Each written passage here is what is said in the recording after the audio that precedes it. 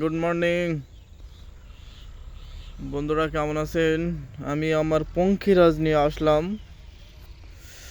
যশোরে বেড়াতে যাচ্ছি। যশোর রাস্তার দুই সাইডে তখন কত বড় বড় শিশু গাছ। এই রাস্তা কিন্তু ঘুরতেছে, আবার রাস্তা নষ্ট হয়ে গেছিল, তারপরে পুনরায় আবার রাস্তাগুলো দেখেন ঠিক করতেছে। দুই সাইডে মাটিও, ওই যে ওই সাইডে দেখেন সরিষা লাগাইছে কৃষকরা। সরিষা লাগাইছে, সরিষা মাটি দিয়ে। এই দেখেন রাস্তার দুই সাইডে বড় বড় গাছ। ও দেখেন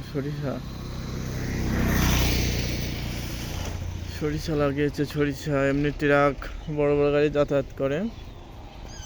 এই যে আমার পঙ্খিরাজ।